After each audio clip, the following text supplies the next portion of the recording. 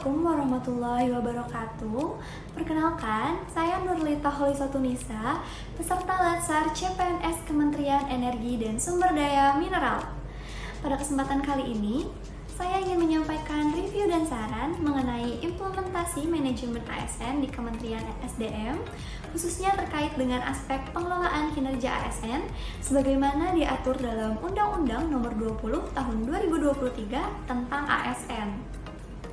Kementerian SDM selama ini telah menerapkan sistem pengelolaan kinerja melalui penyusunan perjanjian kinerja, SKP berbasis hasil, hingga pemanfaatan aplikasi elektronik sebagai alat monitoring.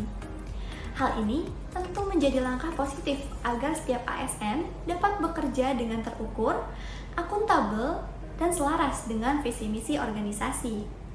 Nah, selain itu, terdapat feedback dan juga evaluasi kinerja yang dilakukan secara periodik sehingga mendorong ASN untuk terus meningkatkan kualitas kerjanya.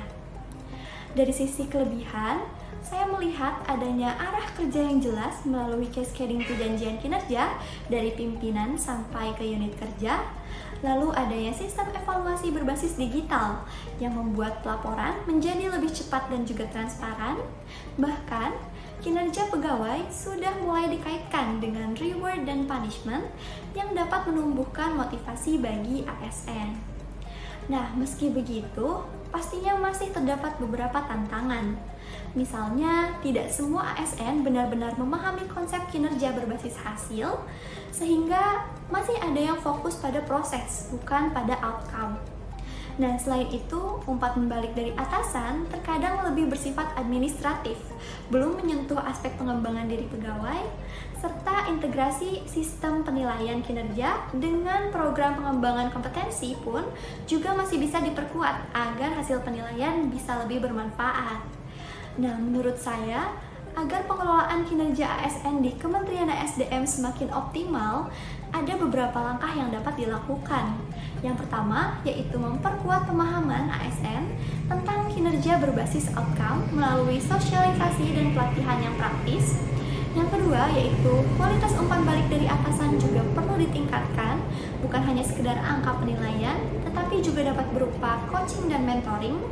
Yang ketiga, yaitu sistem kinerja perlu diintegrasikan dengan program pengembangan kompetensi, sehingga hasil penilaian dapat langsung mengarahkan pada pelatihan atau pengembangan karir yang relevan. Saya melihat bahwa pengelolaan kinerja ASN di Kementerian SDM ini sudah berjalan dengan baik, namun masih ada ruang untuk perbaikan.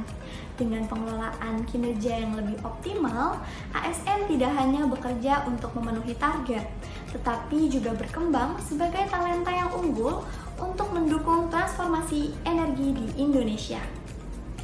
Mari kita jadikan kinerja ASN bukan hanya sekedar kewajiban administratif, melainkan budaya kerja profesional yang membawa manfaat nyata bagi masyarakat.